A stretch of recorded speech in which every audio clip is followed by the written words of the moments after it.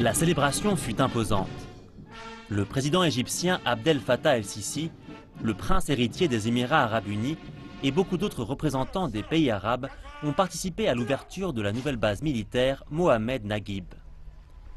Parmi les présents, le général Khalifa Haftar, le dirigeant de l'armée nationale libyenne, un allié du Caire qui a coopéré avec l'Égypte pour sécuriser sa frontière avec la Libye. Nous ouvrons aujourd'hui une nouvelle base militaire qui incarne le niveau de développement atteint par les forces armées égyptiennes et qui n'a rien à envier aux bases militaires les plus modernes dans le monde. La nature des conflits a changé, les ennemis sont invisibles, se cachent et ne recourent pas à l'affrontement frontal. Au contraire, ils recourent à la terreur contre les populations. Le terrorisme est un phénomène compliqué et nous avons longtemps été patients vis-à-vis de ces pays qui soutiennent et financent le terrorisme.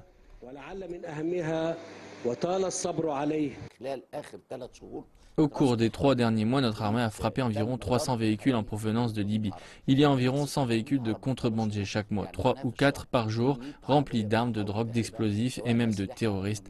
Et ça, ce n'est que ce que les forces armées détectent. Il y en a sûrement davantage qui ne sont pas détectés. La nouvelle base est à 160 km à l'ouest d'Alexandrie, la plus grande ville côtière d'Égypte. Elle compte 1155 bâtiments, environ 800 hectares de terres agricoles pour l'autosuffisance et 72 terrains d'entraînement militaire. Elle peut accueillir les troupes terrestres égyptiennes les plus nombreuses. Elle compte une base aérienne et une flotte navale, ce qui fait d'elle une installation militaire complète, la plus grande d'Égypte, mais aussi du Moyen-Orient et probablement d'Afrique. Cette base est presque au centre de la côte nord. C'est une localisation stratégique. Elle pourra servir à réduire les trafics d'êtres humains ainsi que les migrations illégales. Si certains parviennent à traverser les frontières ouest, cette nouvelle base sera comme une seconde ligne de défense. Et avec les nouveaux transporteurs d'hélicoptères égyptiens, la base sera comme une forteresse de la Méditerranée. Elle répond aussi à de nombreux défis logistiques pour déplacer les troupes d'Alexandrie jusqu'à la frontière ouest.